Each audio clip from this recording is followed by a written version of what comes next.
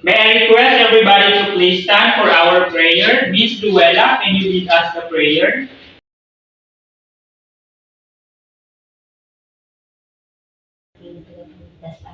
Amen. Good afternoon, class. Good afternoon, sir.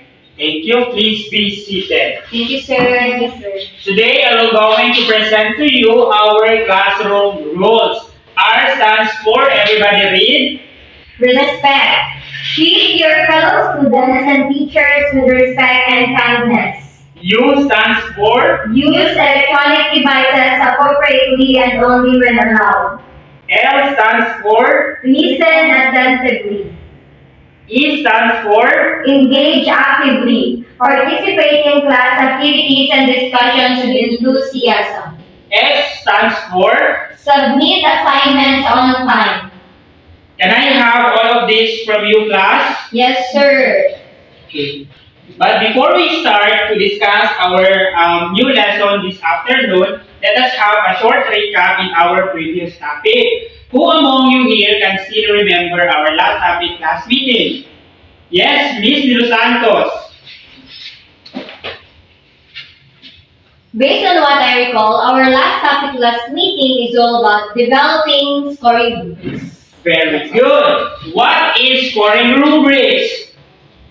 Yes, Miss Delos Santos.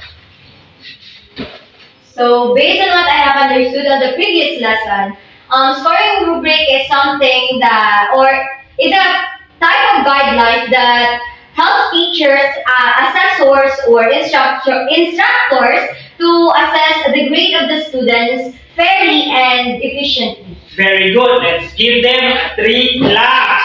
1, 2, 3. What are the parts of scoring rubric? Yes, Miss Lowela. Coherence of criteria and description and all level of performance. Very good. Let's give her a 3 claps. 1, 2, 3.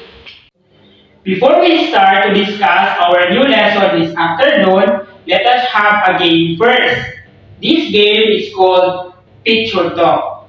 So, if you see these pictures, what comes first in your mind? Sir, Miss Lowela. the teacher shows a portfolio. Very good. So, what is portfolio? Sir, Miss De Los Santos. in my own opinion, portfolio is something that we can store our documents, the important documents, our achievements and all that we can store in it. Very good. Let's give her a 3 claps. 1, 2, 3. Do you have an experience in crafting portfolios? Yes, sir. Yes, sir. Okay. So now you have an idea in our topic this afternoon. So our topic this afternoon is about portfolio assessment. But before that, I will going to present to you our learning outcomes. Everybody please read. At the end of the lesson, the student should be able to explain the essence of portfolio assessment, demonstrate in class the different types of portfolio as well as its importance.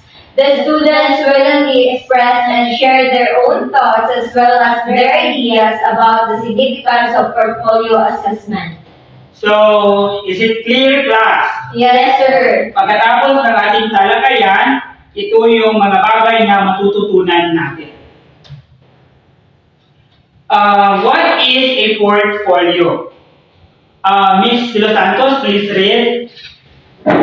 The word portfolio comes from the word portare or carry, and folio means sheets of paper. Miss Lowela, please read the second paragraph. A portfolio assessment is more than a collection of documents.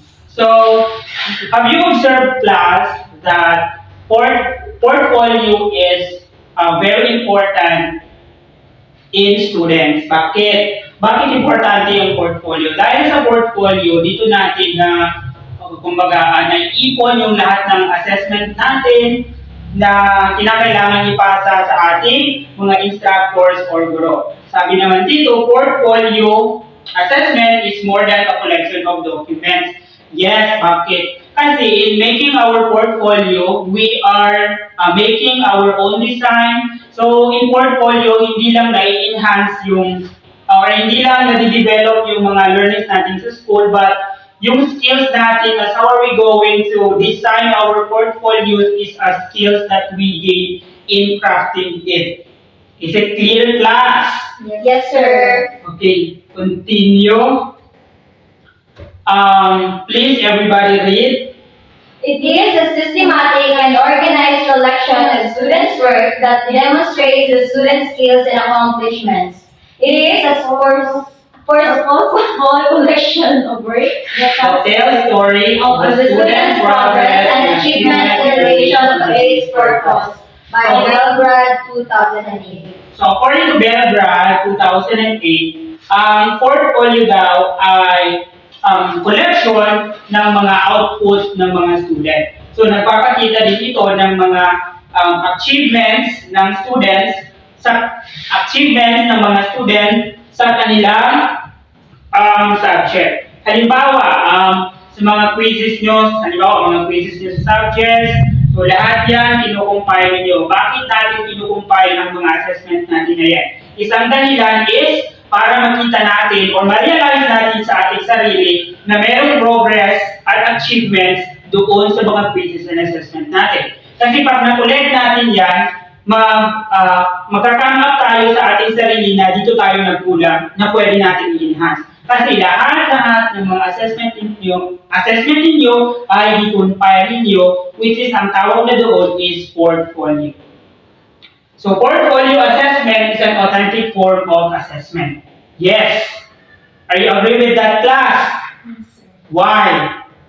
Yes, although that, portfolio is a written assessment, but it's not a paper and pencil test. Although we are using the pencil and paper, but we are not,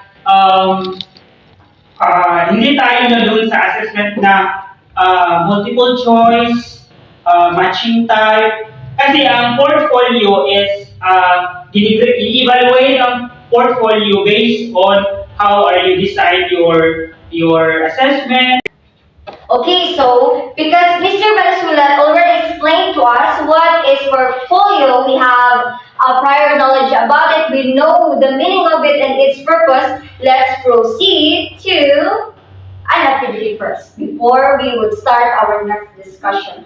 So our activity is entitled Word Search. So what you are going to do is to find the missing words in the table and list it in a blank sheet of paper. I will provide the paper to you so that you can answer it here. And I will be giving you 3 minutes to answer it. So you can list as many words as you can. And after that, you will pass it. So your output will be guided with this criteria. The first one is the word list. The second one is timeliness. The third one is the cooperation. So we have excellent, 5 points, satisfactory, 3 points, and 1.4 needs improvement. So I don't need to elaborate it isa-isa because I know that you already know or you already read it. So I will give you these papers. Your time starts. Balik dito sa Ha? Balik doon sa word search. Ay, sorry. Okay po. Sulat.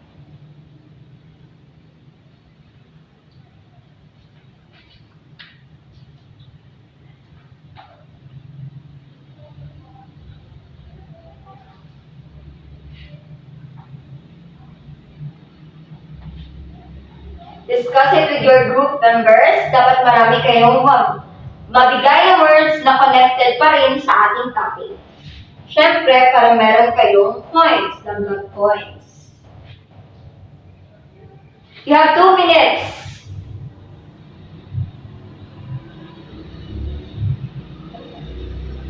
Okay, pass your papers. Finish or not finish? Pass your papers. Tama na yan. Thank you.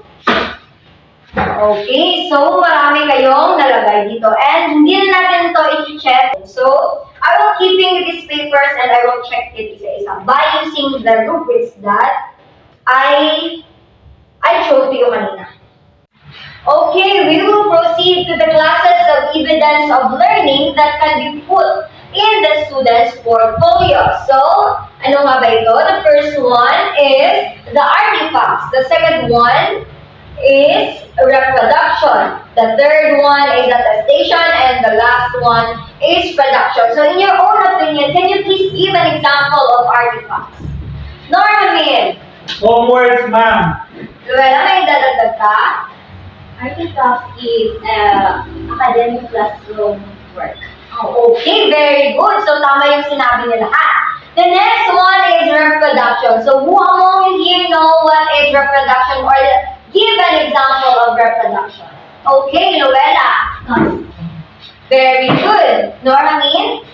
Projects, ma'am. Okay, so yan yung ginagawa natin outside or hindi natin ginagawa sa loob ng classroom. Of course, nilalagay pa rin natin dito siya sa ating portfolio. The next one is attestations. Ano kaya ang attestations or give an example of attestation? Norhamin. Ang attestations, ma'am, is for example sa research. So, may mga evaluation in regards with the performance of the students. So, after ma-evaluate or after ma-check ng students yung mga survey questionnaires doon, ikinikip yun ng mga researchers Yes. na magsisilbing data nila doon sa research. Yes. And of course, meron din mangyayari na kinikip yun ng teacher kaya nilalagay nila yun sa portfolio pa rin. Okay? Yes, ma'am. Para makumpay lahat-lahat ng work ng student. Next, the last one is production. Ano naman ang production? Norhamin ulit. Ang production, ma'am, is these are the essays, reflection of the students. So, most of the time, if our teachers ask the students to make a reflection in a certain topic, so the students will do the task, and afterwards, they will compile it. Okay, tama. So, ito yung mga ginagawa or mga works na ginagawa ng student na kung saan na-assess nila yung sarili nila and of course, nalalaman nila yung progress nila. Yan yung production. So, this for classes of evidence, ito yung masasabi natin na isang estudyante or isang teacher ay meron pa rin learning or meron pa rin silang nag-gather na knowledge from the compilation that they have made based on their portfolios. Next is Hi class, since we discussed the classes of evidence of learning outcomes of the students, which is the artifacts, reproduction, attestation, and production. So let's proceed to our topic, which is the types of portfolio. So here is the type of portfolios. The first one is we have the assessment portfolio. So what comes in your mind when you hear word assessment portfolio or any idea about assessment portfolio? Ma. Yes, Ms. May? Okay, I believe that when we hear the word assessment portfolio, it is something that the student had learned based on the student or the intended learning outcome. Okay, correct? Ms. May? Yes, assessment portfolio is based on intended learning outcomes. So, in assessment portfolio, dito natin malalaman if the students attain the intended learning outcomes of the teacher.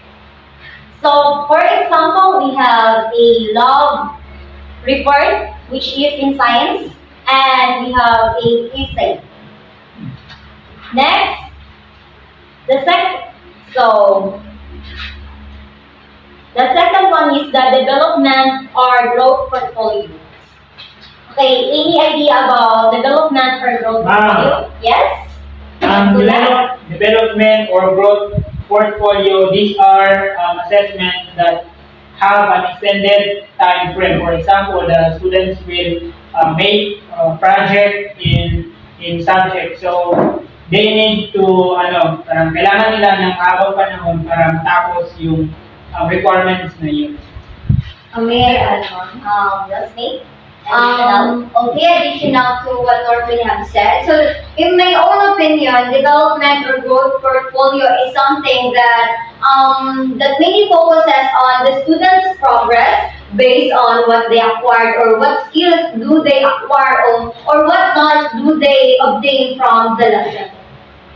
Very good, class. All of your ideas is correct about development or growth portfolio. Yes, Mr. Bansulat is correct about development or growth portfolio that it has an extended time frame, and Ms. De Los Santos is also correct about development or growth portfolio where we can compare these students such as, for example, kindergarten students handwritten compared from the beginning and until middle of the school year. So at that certain period of time, the students can make a development or growth portfolio about a certain topic. Next, we have the third one, the best work or showcase display portfolio. Any have idea about best work, showcase, or display portfolio? Yes, Ms. Rosemary De Los Santos. In my own opinion, the best work or showcase or display portfolio is something that it shows the achievements of the students as well as the teachers in their learning process. Or like for example, di ba sa isang portfolio, minsan nilalagay natin yung mga certificates natin na nakukuha natin kapag merong recognition sa school or graduation. So, yung mga certificates na nilalagay natin sa isang lalagyan or sa isang portfolio, yun yung tawag natin na mga achievements natin or consider natin siya sa best work or display portfolio. Okay, very good, Ms. Dos Santos. Any idea? No, ma'am. Okay. So, Ms. De Los Santos is correct about best work and showcase or display portfolio that yung mga work na kinukumpile dito is yung mga outstanding or best work na kinukumpile ng mga students, such as yung mga capstone project na sinasabi nila na which is the compilation of those activity that most outstanding or pinipili yung mga best work ng students dito na sino-showcase nila, such as the capstones na sinabi ko kanina. So, like for example, mami, yung research na kung saan nanalo sa iba't ibang research na contest. Yung same dati na research expo na kung saan sinusukat ng mga assessors ang mga kapasidad or kakayahan ng mga estudyante na kung saan yung mga yung mga panalo nila is nagiging kinocompile para gawing, of course, achievement ng school na kung saan binabalik din sa school para mayroong credits, gano'n. yes. Correct, Ms. De Los Santos. So let's proceed to the essential elements of the portfolio. So Navarro et al. Cites the following essential element of portfolio. So ito yung mga kinakailangan na laman ng ating portfolio. So we have first the cover letter. Sa cover letter, dito nakasulat kung para saan or para sa anong subject ang portfolio. Halimbawa sa science. So assess a portfolio, a compilation portfolio in science. So that's the cover letter. The second one, we also have the table of content with number pages. So it is common that the table of content consists the title of every pages at the same time the pages. We also have the entries. So the entries consist of what do we call this one? Ang entries, ang tinatawag nating entries is yung consist of yung mga ginagawa doon. For halimbawa, ang entries, halimbawa sa science, meron kang i-compile in regarding with your laboratory. So doon sa entries mo, ang i-documents mo doon is yung mga pictures during your laboratory with tawag ito, yung with explanation kung anong ginawa doon or what's happened in this picture. The next one, we also have the date on all entries. So, halimbawa, doon sa entry na yon, yung pag-laboratory ninyo. So, to make it, believable or para mapaniwala natin ang ating instructors sa pag-submit ng ating portfolio, so we need to include the date when is the laboratory happened. So fifth, drafts of oral and written products, revised version and final version. So kung masubmit na ninyo ang inyong portfolio sa inyong mga teachers, the teachers will check the portfolio. Example, if there are errors with the spelling and grammar or whatsoever, so you need to revise your output. So you also include yung naunang ipa-check mo at the same time yung mga ni-revise mo ng output mo sa iyong portfolio. Okay, so because Mr. Norhamin have discussed the essential elements of portfolio, which consists of cover letter, table of contents with numbered pages, entries stated on all entries, drafts of oral and written products, revised versions and final versions, and also the reflection. We will proceed to our next topic, which is all about the stages in implementing portfolio assessment effectively according to Navarro et al. 2013. So the first stage is identifying learning outcomes. So when we say identifying learning outcomes, paano tayo makagagawa ng magandang portfolio assessment or portfolio kung hindi natin alam kung para saan nga ba ang portfolio na ginagawa natin. So we need to set our learning outcomes para meron tayong goals na kailangan ma-achieve. Next is the stage 2 is about introducing the idea of portfolio assessment to your class. Like kagaya ng pag-inform ni sir or yun ang instructor natin na class, meron kayong gagawin na portfolio and either yung gagawin ng portfolio is e-portfolio or yung DIY. So dapat ang isang guro, kailangan niya i-explain ng maayos sa estudyante niya kung paano gagawin ang portfolio na ito, kung ano ang ilalagay doon. Para hindi maging parang klaro sa mga estudyante yung gagawin nila. Next is stage 3, specification of portfolio content. So gaya ng sinabi ko kanina, ito yung pagsasabi ng teacher kung ano yung ilalagay nila sa kanilang portfolio. Like for example, kung per major yung paggawa ng portfolio like sa math. Ang ginagawa sa math, meron silang isang topic na kung saan doon nila i-compile na about lang din sa math sa isang portfolio para lahat-lahat ng gusto nilang documents or files na importante na connected din sa required na topic ng isang guro is masubmit nila. Next is stage 4, giving clear and detailed guidelines or portfolio presentation.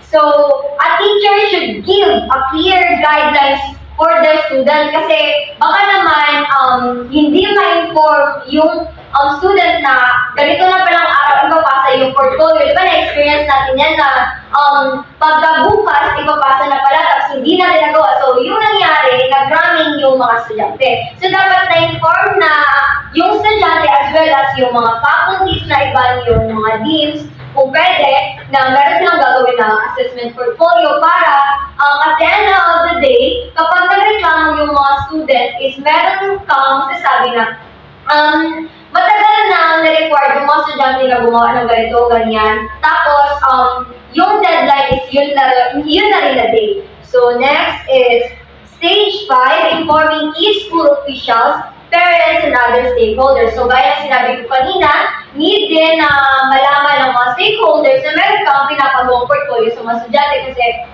meron mga estudyante na mahilig magreklamo kesyo mahirap, kesyo hindi namin kaya kasi magastos. Kaya ang ginagawa ng mga teacher, ini-inform nila matagal na or first pa lang na meet, tapos ipapasa sa midterm or sa final term para naman ma-ready na ng student kung meron mga gastos na gagawin, gastos na magiging magastos ba yung paggawa nila ng portfolio. Next is stage 6, development of the portfolio. So ito na yung paggawa ng mga estudyante ng kanilang mga portfolios. Next is we have to review the master. Kung nakikinig ba kayo sa lesson natin kanina. So the first question, What is portfolio assessment? So state its importance. Anyone? Okay, Norhamin. Portfolio assessment is a compilation of the students' work, and very important is it helps the students to know kung saan sila nagkulang or kung saan yung i-improve nila sa kanilang performance. Yes, precisely. So tama yung sinabi mo na kung saan ginagamit ang portfolio assessment para malaman ng estudyante nila kung saan sila nagkulang. And of course, para ma-assess nila yun and ma-improve nila lalo. So the next question is, what is the difference between assessment portfolio, development or growth portfolio, and best work, showcase, or display portfolio? Lowela, you have any idea? So the difference between assessment portfolio is assessment portfolio is based on intended learning outcomes. The developmental or growth portfolio is portfolio where the students can assess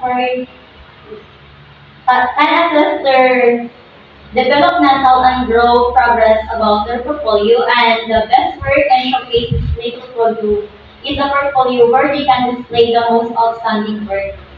Okay, thank you. So, that is the difference between assessment portfolio, developmental or growth portfolio, and best work or showcase display portfolio. So, alam niyo na yung kaibahan ng tatlong ito. So, we don't need to elaborate it more kasi alam niyo na.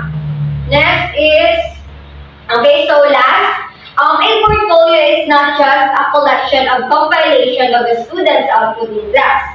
It is a systematic, organized, and purposeful collection of artifacts, productions, attestations, or reproductions. So ito yung always natin dapat na pinupot sa ating isipan na hindi ibig sabihin na portfolio siya is collection na siya ng mga written works. Of course, ginagawa ang portfolio para mas ma-enhance ng estudyante or ng teacher yung skills nila na gusto pa nilang i-enhance.